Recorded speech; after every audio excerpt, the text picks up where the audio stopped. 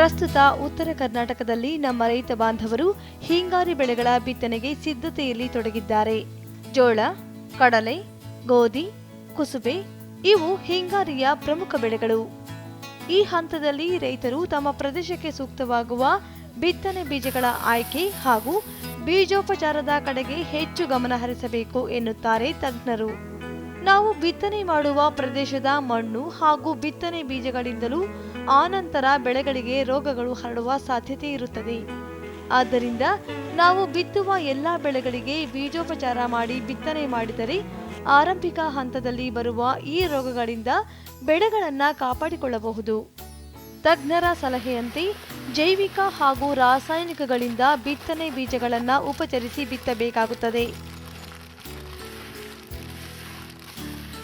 ನಾವು ಬೆಳೀತಕ್ಕಂಥ ಹಿಂಗಾರಿ ಬೆಳೆ ಒಳಗೆ ಜೋಳನೇ ಇರ್ಬೋದು, ಕಡಲಿನೇ ಇರ್ಬೋದು, ಗೋಧಿನೇ ಇರ್ಬೋದು, ಯಾವುದೇ ಬೆಳೆ ಇದ್ದರೂ ಸಹಿತ ಪ್ರಪ್ರಥಮವಾಗಿ ಮಾಡ್ತಕ್ಕಂಥ ಪ್ರಮುಖವಾದಂಥ ಒಂದು ಕರ್ತವ್ಯ ಅಂದರೆ ಬೀಜಗಳ ಆಯ್ಕೆ ಮತ್ತು ಬೀಜಗಳಿಗೆ ಬೀಜೋಪಚಾರ. ಇವು ಅತ್ಯಂತ ಪ್ರಮುಖವಾದಂಥ ವಿಧಾನ ಅಂತ ಹೇಳ್ಬೋದು. ಈಗ ಬೀಜಗಳ ಆಯ್ಕೆಯನ್ನು ಪ್ರಮುಖವಾದಂದರೆ ಜೊಳ್ಳಾದಂಥ ಬೀಜಗಳನ್ನು ಬೇರ್ಪಡಿಸಬೇಕು. ರೋಗ ಪೀಡಿತ ಅಥವಾ ಕೀಟ ಪೀಡಿತವಾದಂಥ ಬೀಜಗಳನ್ನು ಬೇರ್ಪಡಿಸಿ ಅದಕ್ಕೆ ಉಪಚಾರ ಮಾಡಬೇಕು. ಈ ಬೀಜೋಪಚಾರ ಅಂದರೆ ಏನು ಅಂತಂದರೆ ಬೀಜಕ್ಕೆ ಅತಿ ಉಪಯುಕ್ತವಾದಂಥ ಜೈವಿಕ ಅಥವಾ ರಾಸಾಯನಿಕ ಶಿಲೀಂಧ್ರನಾಶಕಗಳನ್ನು ಬೀಜಗಳಿಗೆ ಲೇಪನ ಮಾಡಬೇಕು. ಇದನ್ನು ಮಾಡಲಿಕ್ಕೆ ಅನೇಕ ವಿಧಾನಗಳಿವೆ. ಅತ್ಯಂತ ಪ್ರಮುಖವಾದ ಮತ್ತು ಸುಲಭವಾದಂಥ ವಿಧಾನ ಅಂದರೆ ಬೀಜಗಳನ್ನು ತೆಗೆದುಕೊಂಡು ಅವುಗಳಿಗೆ ಅಲ್ಪ ಪ್ರಮಾಣದಲ್ಲಿ ನೀರನ್ನು ಸಿಂಪಡಿಸಿ ಅದರ ಜೊತೆಗೆ ಅಂಟನ್ನು ಹಾಕಿ ನಂತರ ನಮಗೆ ಉಪಯುಕ್ತವಾದಂಥ ಒಂದು ಜೈವಿಕ ಶಿಲೀಂಧ್ರನಾಶಕವಾದಂಥ ಟ್ರೈಕೋಡರ್ಮಾ ಆಗಲಿ ಅಥವಾ ರಾಸಾಯನಿಕವಾದಂಥ ಕಾರ್ಬಾಕ್ಸಿನ್ ಮತ್ತು ಥೈರಾಮ್ ಎರಡನ್ನು ಕೂಡಿ ಮಾಡಿದಂಥ ಈ ಔಷಧಿಯನ್ನು ಉಪಯೋಗ ಮಾಡ್ಕೋಬೋದು. ಇನ್ನೂ ಕೆಲವು ಸಲ ಕ್ಯಾಪ್ಟಾನ್ ಅಂತ ಔಷಧಿ ಇದೆ. ಇನ್ನೂ ಕೆಲವೊಂದು ಕಡೆ ನಾವೆಲ್ಲ ಕಾರ್ಬೆಂಡಾಜಿಮ್ ಔಷಧಿ ಅಂತೀವಿ. ಅಂದರೆ ಅನೇಕ ತರನಾದಂಥ ಶಿಲೀಂಧ್ರನಾಶಕಗಳು ನಮ್ಮಲ್ಲಿ ಇವೆ. ಆ ಶಿಲೀಂಧ್ರನಾಶಕಗಳ ಪ್ರಮುಖವಾದಂಥ ಕರ್ತವ್ಯ ಅಂದರೆ ಬೀಜಗಳ ಮೇಲೆ ಇರ್ತಕ್ಕಂಥ ರೋಗಾಣು ಮತ್ತು ಬೀಜದ ಒಳಗಡೆ ಇರ್ತಕ್ಕಂಥ ರೋಗಾಣು ಅದರ ಜೊತೆಗೆ ಮಣ್ಣಲ್ಲಿರ್ತಕ್ಕಂಥ ರೋಗಾಣುಗಳನ್ನು ನಿಯಂತ್ರಣ ಮಾಡ್ತವೆ ಅಂತ ಹೇಳ್ಬೋದು. ಈಗ ಒಂದು ಉದಾಹರಣೆ ಕೊಡಬೇಕಾಗಿತ್ತು ಅಂದರೆ ಗೋಧಿಯಲ್ಲಿ ಉಪಯೋಗ ಮಾಡ್ತಕ್ಕಂಥ ಏನು ಔಷಧಿ ಕರಿತೀವಿ ಕಾರ್ಬಾಕ್ಸಿನ್ ಮತ್ತು ಥೈರಾಮ್ ಔಷಧಿಯನ್ನು, ಇದು ಬೀಜದ ಮೇಲೆ ಇರ್ತಕ್ಕಂಥ ರೋಗಾಣುಗಳ ಜೊತೆಗೆ ಬೀಜದ ಒಳಗೆ ಇರ್ತಕ್ಕಂಥ ಕಾಡಿಗೆ ರೋಗ ಅಂತಲೇ ಹೇಳ್ತೀವಿ, ಅವುಗಳನ್ನು ಸಂಪೂರ್ಣವಾಗಿ ನಿಯಂತ್ರಣ ಮಾಡ್ತದೆ. ಉಪಯೋಗ ಮಾಡ್ತಕ್ಕಂಥ ಪ್ರಮಾಣ ಸಹಿತ ಅತಿ ಕಡಿಮೆ. ಪ್ರತಿ 1 ಕಿಲೋ ಬೀಜಕ್ಕೆ 2 ಗ್ರಾಮ್ ಔಷಧಿಯನ್ನು ಬೀಜೋಪಚಾರ ಮಾಡೋದು ಅತ್ಯಂತ ಸೂಕ್ತ ಅಂತ ಹೇಳ್ಬೋದು. ಇತ್ತೀಚಿನ ಸಂಶೋಧನೆಗಳ ಪ್ರಕಾರ ಎಲ್ಲ ಬೆಳೆಗಳಲ್ಲೂ ಅತಿ ಸೂಕ್ತವಾದಂಥ ಒಂದು ಬೀಜೋಪಚಾರಕ್ಕೆ ಉಪಯೋಗವಾದಂಥ ಔಷಧಿ ಅಂದರೆ ಕಾರ್ಬಾಕ್ಸಿನ್ ಮತ್ತು ಥೈರಾಮ್ ಅಂತ ಹೇಳ್ಬೋದು. ಇವು ಎರಡನ್ನು 37% ಪ್ರಮಾಣದಲ್ಲಿ ಕೂಡಿಸಿರ್ತಾರೆ. ಅದು ಪ್ರತಿ ಕಿಲೋ ಬೀಜಕ್ಕೆ 2 ಗ್ರಾಮ್ ಉಪಚಾರ ಮಾಡೋದು ಸೂಕ್ತ. ಟ್ರೈಕೋಡರ್ಮಾ ಜೈವಿಕ ಶಿಲೀಂಧ್ರನಾಶಕವು ಬೀಜದಲ್ಲಿ ಮತ್ತು ಮಣ್ಣಿನಲ್ಲಿರುವ ರೋಗಾಣುಗಳನ್ನು ನಾಶಪಡಿಸುವುದರಿಂದ ಇದನ್ನು ರೈತರು ತಿಪ್ಪಿ ಗೊಬ್ಬರದ ಜೊತೆಗೆ ಸೇರಿಸಿ ಹಾಕಿದರೆ ಉತ್ತಮ ಎನ್ನುತ್ತಾರೆ ತಜ್ಞರು. ಈ ಟ್ರೈಕೋಡರ್ಮಾ ಅಂತ ನಾವೇನು ಕರಿತೀವಿ ಜೈವಿಕ ಶಿಲೀಂಧ್ರನಾಶಕ, ಇದು ಸಹಿತ ಅತ್ಯಂತ ಸೂಕ್ತ. ಇದನ್ನು ಪ್ರತಿ ಕಿಲೋ ಬೀಜಕ್ಕೆ 6 ಗ್ರಾಮ್ನಂತೆ ಬೀಜೋಪಚಾರ ಮಾಡೋದು ಅತಿ ಮಹತ್ವ ಅಂತ ಹೇಳ್ಬೋದು. ಇದರಲ್ಲಿ ನಾವೇನಾದರೂ ಪ್ರಮಾಣ 8 ಗ್ರಾಮ್ ಹಾಕಿದರೂ ಸಹಿತ ಏನು ಹಾನಿ ಆಗೋದಿಲ್ಲ. ಇದರದ್ದು ವಿಶೇಷತೆ ಅಂದರೆ ಬೀಜಗಳ ಜೊತೆಗೆ ಮಣ್ಣಿನಲ್ಲಿ ಕೂತುಕೊಂಡು ಬೆಳೆದು ಮುಂದಿನ ಬರ್ತಕ್ಕಂಥ ಅನೇಕ ರೋಗಾಣುಗಳನ್ನು ಕಡಿಮೆ ಮಾಡಲಿಕ್ಕೆ ಸಾಧ್ಯತೆ ಇದಕ್ಕಿದೆ. ಆದ್ದರಿಂದ ಯಾರು ಸಾವಯವ ಪದಾರ್ಥವನ್ನು ಉಪಯೋಗ ಮಾಡಬೇಕಂತಂತೀರಿ ಆದಷ್ಟು ಅವ್ರಿಗೆ ನಾವು ಹೇಳೋದಂತಂದರೆ ತಿಪ್ಪೆ ಗೊಬ್ಬರ ಜೊತೆಗೆ ಟ್ರೈಕೋಡರ್ಮಾ ಹಾಕಿದರೆ ನಮಗೆ ಹೆಚ್ಚಿನ ಲಾಭ ಬರ್ತದೆ ಅಂತ ಹೇಳ್ಬೋದು. ಹಿಂಗಾರಿಯಲ್ಲಿ ಬೆಳೆಯುವ ಬೆಳೆಗಳಲ್ಲಿ ಜೋಳವು ಪ್ರಮುಖವಾದದ್ದು. ಜೋಳಕ್ಕೆ ಬಾಧಿಸುವ ಕಾಡಿಗೆ ರೋಗವನ್ನು ನಿಯಂತ್ರಿಸಲು ಪ್ರಾರಂಭದಲ್ಲಿ ಗಂಧಕದ ಉಪಚಾರ ಮಾಡಬೇಕು ಎನ್ನುತ್ತಾರೆ ತಜ್ಞರು. ಜೋಳದಲ್ಲಿ ಬರ್ತಕ್ಕಂಥ ಒಂದು ರೋಗ ಅಂದರೆ ಕಾಡಿಗೆ ರೋಗ ಅಂತ ನಾವು ಹೇಳ್ತೀವಿ. ಈ ಕಾಡಿಗೆ ರೋಗಕ್ಕೆ ಮುಂದೆ ತರದಂಥ ಯಾವುದೇ ಔಷಧಿಯನ್ನು ಸಿಂಪರಣೆ ಮಾಡಿದರೂ ಸಹಿತ ರೋಗ ನಿಯಂತ್ರಣ ಆಗೋದಿಲ್ಲ. ಅದಕ್ಕೆ ಮಾಡಬೇಕಾಗಿದ್ದು ಅಂದರೆ ಗಂಧಕದ ಉಪಚಾರ. ಗಂಧಕದ ಉಪಚಾರವನ್ನು ಪ್ರತಿ ಕಿಲೋ ಬೀಜಕ್ಕೆ 3 ಗ್ರಾಮ್ ಅಂತ ಉಪಚಾರ ಮಾಡೋದ್ರಿಂದ ಮುಂದೆ ಕಾಳಿನಲ್ಲಿ ಬರ್ತಕ್ಕಂಥ ಕಪ್ಪು ಪುಡಿಯ ಬದಲಾಗಿ ಸದೃಢವಾದಂಥ ಬಿಳಿ ಕಾಳುಗಳು ನಮಗೆ ಸಿಗ್ತವೆ ಅಂತ ನಾವು ಹೇಳ್ಬೋದು. ಕಡಲೆ ಬೆಳೆಯನ್ನ ಬಾಧಿಸುವ ವಿವಿಧ ರೋಗಗಳಿಗೆ ಸೂಕ್ತ ರೋಗ ನಿರೋಧಕ ತಳಿಗಳನ್ನು ಆಯ್ಕೆ ಮಾಡುವುದರ ಜೊತೆಗೆ ತಜ್ಞರ ಸಲಹೆಯಂತೆ ಬೀಜೋಪಚಾರವನ್ನು ಸಹ ಮಾಡಬೇಕು. ಕಡಲೆಯಲ್ಲಿ ಪ್ರಮುಖವಾದಂಥ ರೋಗ ಅಂದರೆ ಸಿಡಿ ರೋಗ, ನಟಿ ರೋಗ ಅಥವಾ ಬೇರು ಕೊಳೆ ರೋಗ ಅಂತ ಹೇಳ್ತೀವಿ. ಕೆಲವು ಜನ ಸೊರಗು ರೋಗ ಅಂತಲೂ ಕರೀತಾರೆ. ಇದು ನಮ್ಮ ಭಾಗದಲ್ಲಿ ಅತಿ ಹೆಚ್ಚಾಗಿ ಕಂಡು ಬರ್ತದೆ. ಬೆಳೆಯ ವಿವಿಧ ಹಂತದಲ್ಲಿ ಗಿಡಗಳು ಸಾಯ್ತಾ ಇರ್ತವೆ. ಪ್ರಾರಂಭಿಕವಾಗಿ ಬೆಳೆದ ಬಿತ್ತಿದ 30 ದಿನಗಳಿಂದ ಹಿಡ್ಕೊಂಡು 75-80 ದಿನಗಳವರೆಗೂ ಸಹಿತ ವಿವಿಧ ಹಂತದಲ್ಲಿ ಗಿಡಗಳು ಸಾಯೋದು ಕಂಡು ಬರ್ತದೆ. ಇದಕ್ಕೆ ಸರ್ವೇ ಸಾಮಾನ್ಯವಾಗಿ ನಟಿ ಬಂದಿದೆ ಅಂತ ನಾವು ಹೇಳ್ಬೋದು. ಇಂಥ ರೋಗವನ್ನು ನಾವು ನಿಯಂತ್ರಣ ಮಾಡಬೇಕಾಗಿದ್ದರೆ ಅತಿ ಸುಲಭವಾದಂಥ ವಿಧಾನ ಅಂತಂದರೆ ಒಂದು ರೋಗ ನಿರೋಧಕ ತಳಿಗಳು ಅಂತ ಹೇಳ್ತೀವಿ. ಜಾಕಿ 1948 ಅಂತ ಒಂದಿದೆ. ಆಮೇಲೆ ಉಪಯೋಗ ಮಾಡ್ತಕ್ಕಂಥ ಅನೇಕ ತಳಿಗಳು ನಮ್ಮಲ್ಲಿ ಇರ್ಬೋದು. ಆದರೆ ಅತ್ಯಂತ ಸೂಕ್ತವಾಗಿದೆ ಅಂದರೆ ಯಾವುದೇ ತಳಿ ಉಪಯೋಗ ಮಾಡಿದರೂ ಸಹಿತ ಉಪಯೋಗ ಮಾಡ್ತಕ್ಕಂಥ ರಾಸಾಯನಿಕ ಕಾರ್ಬಾಕ್ಸಿನ್ ಮತ್ತು ಥೈರಾಮ್ ಅಂತ ಹೇಳ್ಬೋದು. ಇವು ಎರಡನ್ನೂ 37% ಪ್ರಮಾಣದಲ್ಲಿ ಕೂಡಿಸಿರ್ತಾರೆ. ಅದು ಪ್ರತಿ ಕಿಲೋ ಬೀಜಕ್ಕೆ 2 ಗ್ರಾಮ್ದ ಉಪಚಾರ ಮಾಡೋದು ಸೂಕ್ತ. ಅದರ ಬದಲಾಗಿ ಜೈವಿಕ ಶಿಲೀಂಧ್ರನಾಶಕನೂ ಸೂಕ್ತ. ಇನ್ನೂ ಪ್ರಾರಂಭವಾಗಿ ಹೇಳಬೇಕಾಗಿತ್ತು ಅಂದರೆ ಕೆಲವೊಮ್ಮೆ 2 ಔಷಧಿಗಳನ್ನು ನಾವು ಕೊಡುವಂಥ ಪ್ರಸಂಗ ಬಂದಿದ್ದರೆ ಮೊದಲು ರಾಸಾಯನಿಕವನ್ನು ಹಚ್ಚಿ ನಂತರ ಜೈವಿಕ ಶಿಲೀಂಧ್ರನಾಶಕವನ್ನು ಹಚ್ಚೋದು ಅತ್ಯಂತ ಸೂಕ್ತ ಅಂತ ಹೇಳ್ತೀವಿ. ಇನ್ನು ಕಡಲೆಯಲ್ಲಿ ಬರ್ತಕ್ಕಂಥ ಇನ್ನೊಂದು ಪ್ರಮುಖವಾದ ಅಂಶ ಅಂತಂದರೆ ಇದು ದ್ವಿದಳ ಧಾನ್ಯವಾಗಿದ್ದರಿಂದ ಅದಕ್ಕೆ ರೈಸೋಬಿಯಂ ಹಚ್ಚೋದು ಸಹಿತ ಅತ್ಯಂತ ಸೂಕ್ತ ಅಂತ ಹೇಳ್ತೀವಿ. ಈ ರೈಸೋಬಿಯಂ ಹಚ್ಚಬೇಕಾಗಿತ್ತಂದರೆ ಮೊದಲು ರಾಸಾಯನಿಕವನ್ನು ಹಚ್ಚಿ ನಂತರ ಜೈವಿಕವಾದಂಥ ಟ್ರೈಕೋಡರ್ಮಾ ಮತ್ತು ರೈಸೋಬಿಯಂ ಹಚ್ಚೋದು ಅತಿ ಸೂಕ್ತ ಅಂತ ಹೇಳ್ಬೋದು.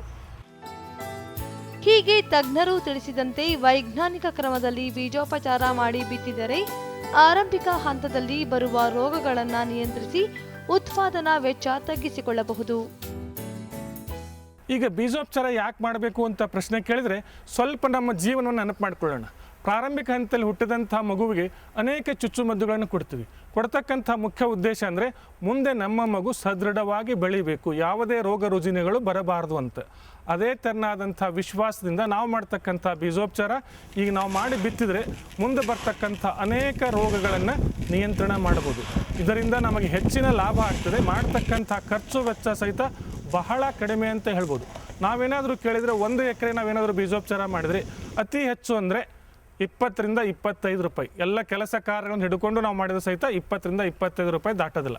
ಅದಕ್ಕಾಗಿ ನಾವು ಹೇಳಿದ್ರೆ ಪ್ರಾರಂಭಿಕ ಹಂತದಲ್ಲಿ ನಾವೇನಾದರೂ ಮಾಡಿದರೆ ಅತಿ ಹೆಚ್ಚಿನ ಲಾಭ ಅಂತ ಹೇಳ್ಬೋದು. ಅದಕ್ಕಾಗಿ prevention is better than cure ಅಂದರೆ ಪ್ರಾರಂಭಿಕ ಹಂತದಲ್ಲಿ ನಾವೇನಾದರೂ ಚುಚ್ಚುಮದ್ದು ಕೊಟ್ಟರೆ ನನ್ನ ಮಗು ಯಾವ ರೀತಿ ಗಟ್ಟಿಮುಟ್ಟಾಗಿರ್ತದೋ ಅದೇ ರೀತಿಯಾಗಿ ನಮ್ಮ ಬೆಳೆಗಳು ಸಹಿತ ಸದೃಢವಾಗಿರ್ತಾವೆ ಅಂತ ಹೇಳೋದಕ್ಕೆ ಇಚ್ಛೆ ಪಡ್ತೀವಿ.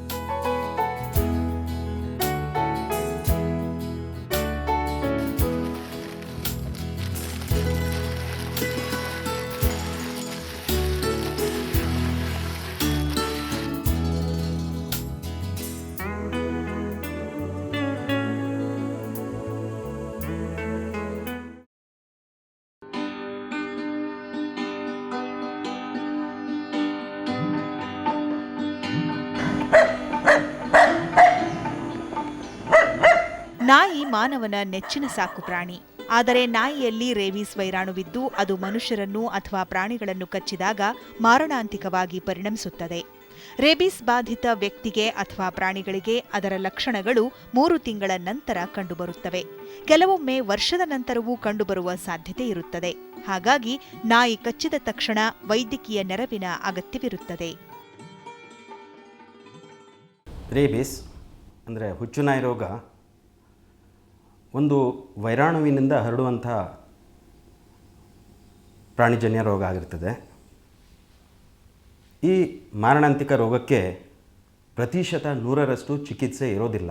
ಜಾಗತಿಕ ಮಟ್ಟದಲ್ಲೇ ಸಾಧಾರಣ 50,000 ಅಥವಾ ಅದಕ್ಕಿಂತ ಹೆಚ್ಚು ಸಂಖ್ಯೆಯಲ್ಲಿ ಜನರು ಈ ಒಂದು ಹುಚ್ಚುನಾಯಿ ರೋಗಕ್ಕೆ ತುತ್ತಾಗ್ತಾ ಇದ್ದಾರೆ ಪ್ರತಿ ವರ್ಷ. ನಮ್ಮ ದೇಶದಲ್ಲಿ ಹಲವಾರು ಬಗೆಯ ಸಾಕು ಪ್ರಾಣಿಗಳು ಅಂದರೆ ವಿಶೇಷವಾಗಿ ನಾಯಿ ಮತ್ತು ಅದರ ನಂತರ ಹಸು, ಎಮ್ಮೆಗಳಲ್ಲಿ, ಕುರಿ, ಮೇಕೆಗಳಲ್ಲಿ ಮತ್ತು ಹಂದಿಗಳಲ್ಲಿ ಕೂಡ ಈ ಒಂದು ಮಾರಣಾಂತಿಕ ರೋಗ ಕಂಡುಬಂದಿದೆ. ಅಲ್ಲದೆ ಕಾಡು ಪ್ರಾಣಿಗಳಾದಂಥ ತೋಳ, ನರಿ ಮತ್ತು ಇತರೆ ಕೆಲವು ಕಾಡು ಪ್ರಾಣಿಗಳಲ್ಲಿ ಕೂಡ ಈ ಒಂದು ಹುಚ್ಚುನಾಯಿ ರೋಗ ಕಂಡುಬಂದಿದೆ.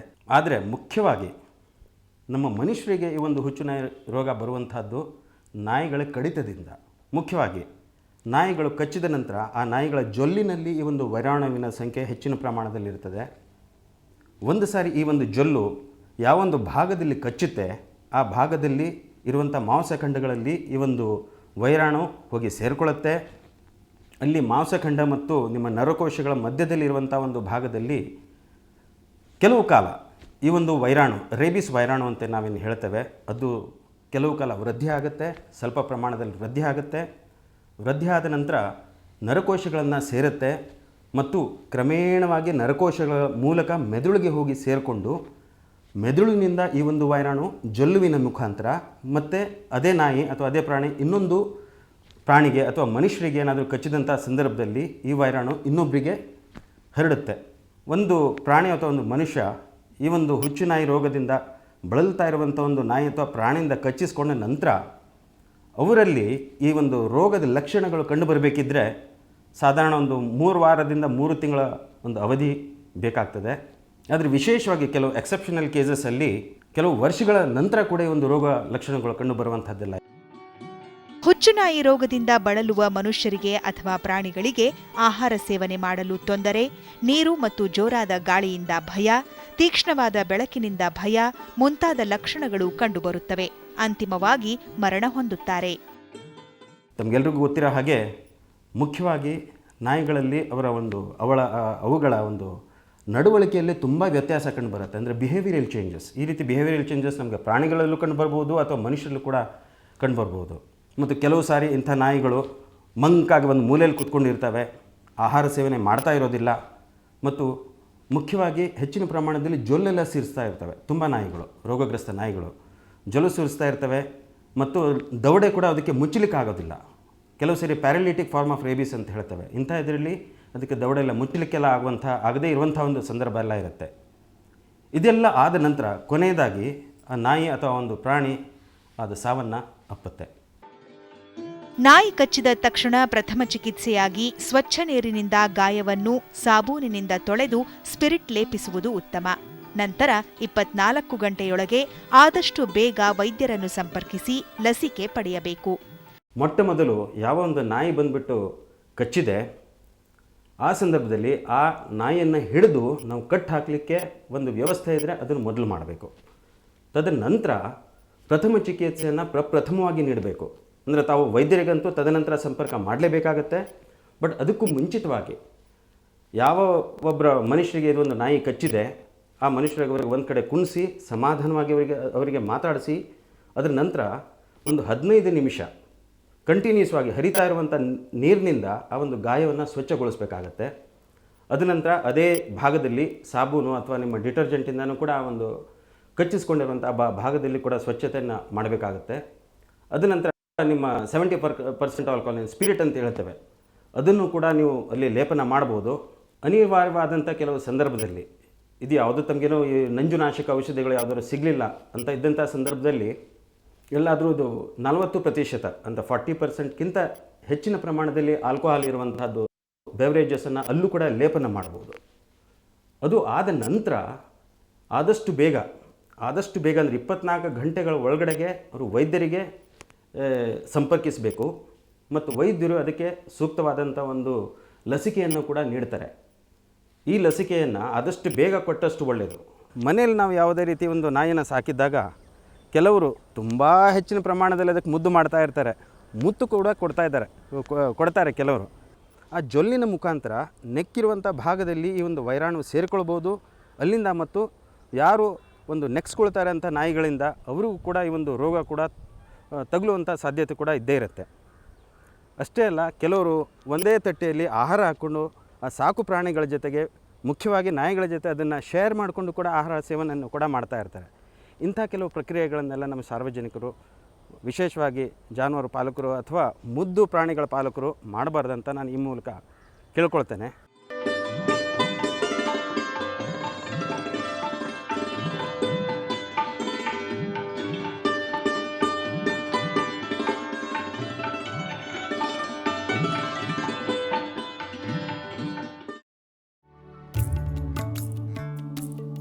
ರೈತ ಬಾಂಧವರೇ, ದಯವಿಟ್ಟು ಗಮನಿಸಿ. ಕಲಬುರಗಿ, ಬೀದರ್ ಹಾಗೂ ಯಾದಗಿರಿ ಜಿಲ್ಲೆಗಳಲ್ಲಿ ಇತ್ತೀಚೆಗೆ ಬಿದ್ದ ಭಾರೀ ಮಳೆಯಿಂದ ಈ ಭಾಗದಲ್ಲಿ ಬೆಳೆದಿರುವ ತೊಗರಿ ಹಾಗೂ ಹತ್ತಿ ಬೆಳೆಗಳಲ್ಲಿ ನೀರು ನಿಂತು ಹೆಚ್ಚು ತೊಂದರೆ ಉಂಟಾಗಿರುವುದರಿಂದ ತಕ್ಷಣವೇ ಈ ಭಾಗದ ರೈತ ಬಾಂಧವರು ಸೂಕ್ತ ಬೇಸಾಯ ಕ್ರಮಗಳನ್ನು ಕೈಗೊಳ್ಳಬೇಕು ಎಂದು ಕೃಷಿ ಇಲಾಖೆ, ರಾಯಚೂರು ಕೃಷಿ ವಿಶ್ವವಿದ್ಯಾಲಯ ಹಾಗೂ ಇಸ್ಯಾಪ್ ಸಂಸ್ಥೆಯ ತಜ್ಞರು ತಿಳಿಸಿದ್ದಾರೆ. ಬಸಿಗಾಲುವೆಗಳ ಮುಖಾಂತರ ತೊಗರಿ ಹಾಗೂ ಹತ್ತಿ ಬೆಳೆಗಳಲ್ಲಿನ ನೀರನ್ನು ಹೊರಹಾಕಬೇಕು. NPK ಪೋಷಕಾಂಶಗಳುಳ್ಳ 19-19-19 ಅಥವಾ 18-18-18 ಅಥವಾ 17-17-17 ನೀರಿನಲ್ಲಿ ಕರಗುವ ಯಾವುದಾದರೊಂದು ರಸಗೊಬ್ಬರವನ್ನು ಪ್ರತಿ ಲೀಟರ್ ನೀರಿಗೆ 5 ಗ್ರಾಂನಂತೆ ಬೆರೆಸಿ ಸಿಂಪರಣೆ ಕೈಗೊಳ್ಳಬೇಕು. ಸೂಕ್ಷ್ಮ ಪೋಷಕಾಂಶಗಳ ಮಿಶ್ರಣವುಳ್ಳ ನೀರಿನಲ್ಲಿ ಕರಗುವ ರಸಗೊಬ್ಬರವನ್ನು ಪ್ರತಿ ಲೀಟರ್ ನೀರಿಗೆ 2-3 ಮಿಲಿಲೀಟರ್ ಬೆರೆಸಿ ಸಿಂಪರಣೆ ಕೈಗೊಳ್ಳಬೇಕು. ಬೇರುಕೊಳೆ ಹಾಗೂ ನಿಧಾನ ಸೊರಗು ರೋಗದ ನಿರ್ವಹಣೆಗಾಗಿ ಪ್ರತಿ ಲೀಟರ್ ನೀರಿಗೆ 2 ಗ್ರಾಂ ಕಾರ್ಬನ್ ಡೈಸಿಮ್ ಶಿಲೀಂಧ್ರನಾಶಕವನ್ನು ಬೆರೆಸಿ ಬಾಧಿತ ಬೆಳೆಯ ಬುಡಕ್ಕೆ ಹಾಗೂ ಸುತ್ತಮುತ್ತಲಿನ ಸುಮಾರು 15 ಅಡಿ ಅಂತರದಲ್ಲಿರುವ ಸಸಿಗಳ ಬುಡಕ್ಕೆ ಸುರಿಯಬೇಕು ಎಂದು ತಜ್ಞರು ಸೂಚಿಸಿದ್ದಾರೆ.